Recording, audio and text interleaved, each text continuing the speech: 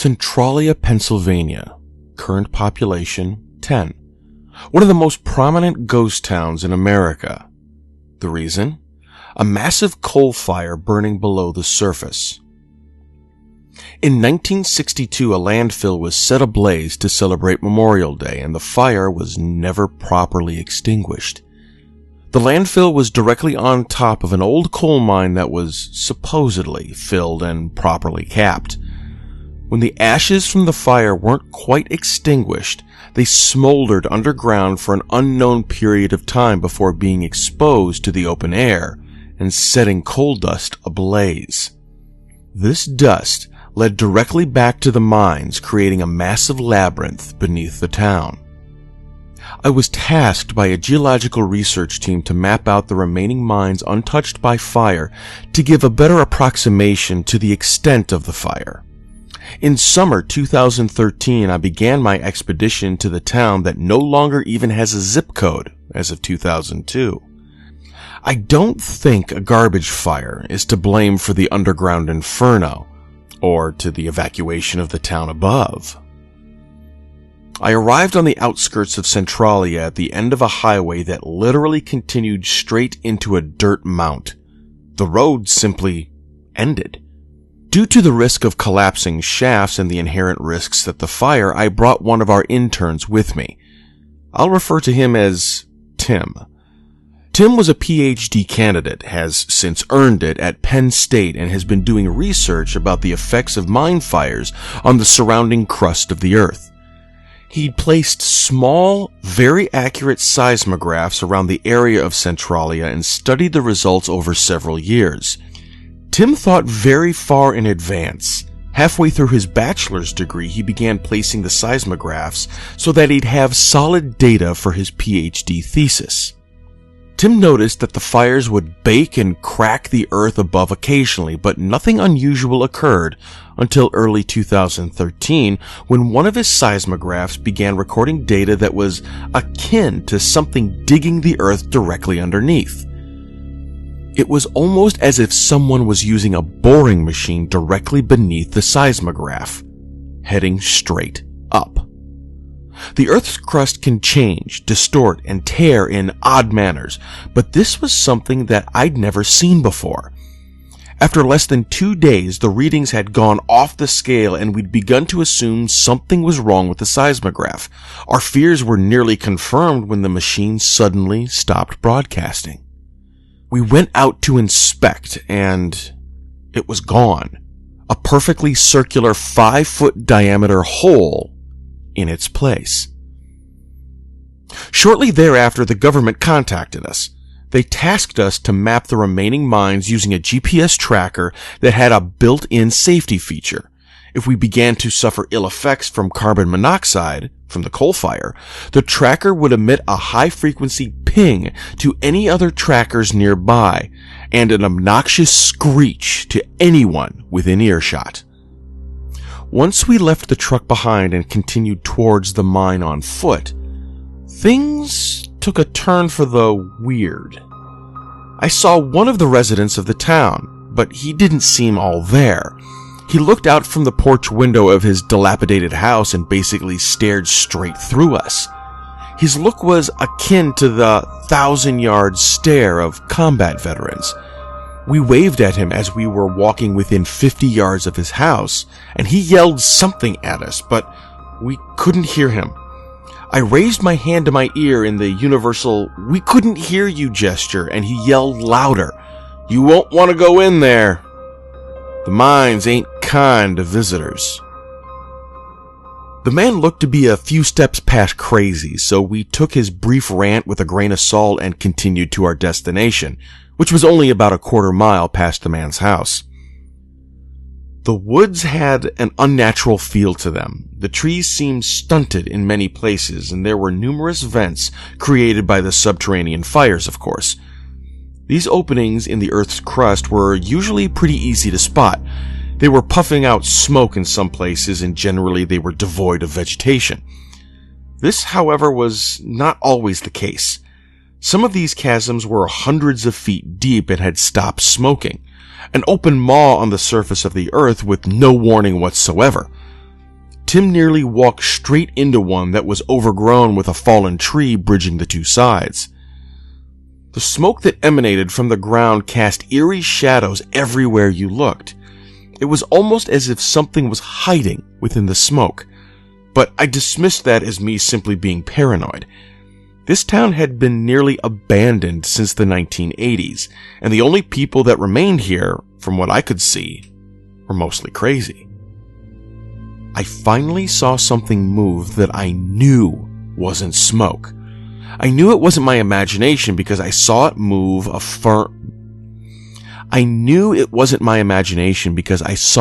a small fern-like bush as it hid. Something was in the woods with us. As I moved towards the rustled bush, I felt myself begin to fall. I had walked over a small drop-off that was directly above one of the fiery chasms that wasn't actively smoking. I lucked out and managed to grab the ledge as I fell in. Tim was able to pull me out before either of us succumbed to the carbon monoxide gases emanating from the pit. Our walk towards the mine continued in silence. The mine entrance was overgrown with thick vegetation and gated off by a rusted fence. Thankfully, the lock had long since rusted and fell off as we never had been able to open it with our key, as rusted as the thing was. Inside was an absolute labyrinth of partially collapsed tunnels that gradually sloped downward. My map, circa 1930, showed that the mine had a spiral series of shafts that went several feet deep before the main shaft hit a water pocket, dooming all of the miners in the near vicinity. We entered the first shaft, main number 1, and immediately the temperature began to increase. I knew we'd need our portable respirators before long. I just hadn't expected to need them yet. The ambient temperature outside was nearly 80 degrees Fahrenheit, and inside a mine it would be normally closer to 50 degrees Fahrenheit. It was well over 90 and rising. This was a good indicator of how close the fire really was. By my calculations, the ambient temperature in the mine would be close to near 120 near the waterline. The depth of the water was such that it would have washed out or flooded the bottom quarter of the mine, but there should be enough room for us to gain access to the portions of this mine where the fire would hit first. It wasn't an if this mine caught fire, it was more of a when. The mines around and under Centralia were just too close together, and the coal seam was too large for any nearby mines to be spared. It would likely burn for another 2.5 centuries. After donning our respirators, we headed deeper into the main number 1 shaft. The shaft would periodically open into larger chambers where pillars of coal had been mined around and supported with large timbers. Occasionally, one or more of these would be collapsed, leading me to question the structural integrity of the ceiling supporting millions of tons of coal and rock above our head. But we trudged on. In the second such open chamber, I saw a plume of smoke emitting from the wall. My eyes darted away from it, and as soon as they did, I could see movement that didn't match the smoke. Something black as the surrounding coal was standing directly beside the wall. So close to the opening that if it were human, it would have almost instantly succumbed to carbon monoxide poisoning and passed out. Whatever this was just stood by the opening and watched us walk by. I didn't dare look at it for fear that I'd illuminate it with my headlamp. I couldn't take that risk. We came within about 20 feet of it, and I guess Tim just couldn't see it. Just as we passed the thing, I saw it slide between 2 pillars and disappear into the wall. Before it left, I saw it grab a pillar and noticed 3 massive claws on its hand. I knew we'd have to return to that room. I just wasn't looking forward to it. We exited the cavern without incident, but afterwards, I couldn't shake the feeling that there were things scaling the walls just out of sight. Finally, after another half hour, we could hear running water. Apparently, the underground water that the 1930s mine had hit had some sort of creek or stream. We were probably about 200 yards from the water when Tim stopped dead in his tracks and pointed straight ahead.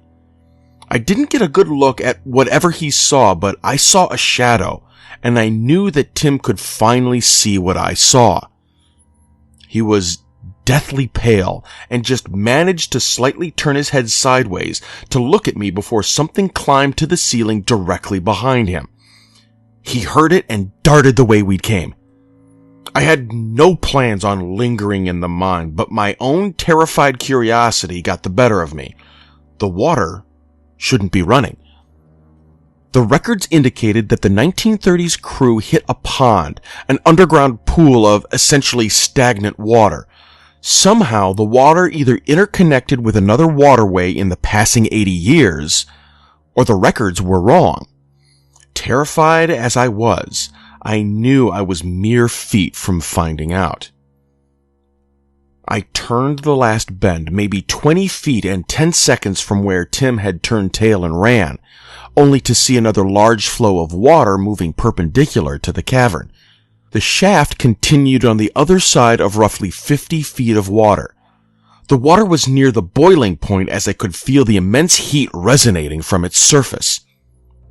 On the other side stood a black creature. When I shined my light on it, fire seemed to resonate from its eyes. I was running in the other direction instantly. I heard its feet hit the ground on my side of the bank, and I broke into a full sprint. I could hear its footsteps, and although I was panting through the respirator in the extreme heat, I couldn't hear it breathing at all. I ran up the incline towards the exit, but the creature seemed to have more stamina than I, and I began to falter. A dark shape emerged from directly beneath one of my feet and seemed to grab my boot as I stumbled towards the room where I had originally seen the beast. As I passed through the first room where I saw the creature, I heard a loud screech and my GPS lit up a pinged beacon from inside the wall. I continued to run. I felt fire on the back of my neck and I could see daylight from ahead only. I didn't think I could make it. The fire grew worse and worse, and even though I knew the temperature should be decreasing, and right as I exited the mine, I felt the flames overcome me and I fell into darkness. Tim revived me some minutes later and indicated that we were both suffering from carbon monoxide poisoning and that we needed fresh air in a bad way.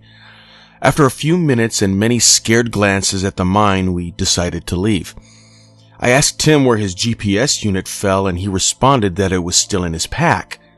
Confused, I asked him to show me. Sure enough, Tim's GPS unit was in its rightful place. I pondered why mine had malfunctioned, and as I looked at it, I could clearly see a dim ping moving beneath the surface. I decided to take one last look down the main shaft of the mine before we left. Tim stayed outside. Once back in, I could see about 200 yards straight into the main shaft. I peered off the side of the drop-off, and not 20 feet below lay a charred GPS unit exactly like ours, with 3 charred scrapes on it. As soon as I saw it, a black clawed hand raked the unit back out of view, and I was immediately running towards the surface lest the owner of the hand knew how to fly. We contacted the government with the results of our first excursion and informed them of the unusual pings. They mentioned nothing. Upon a little further digging by Tim, apparently we were the second team to map the area, the first being 4 months prior. They did not return.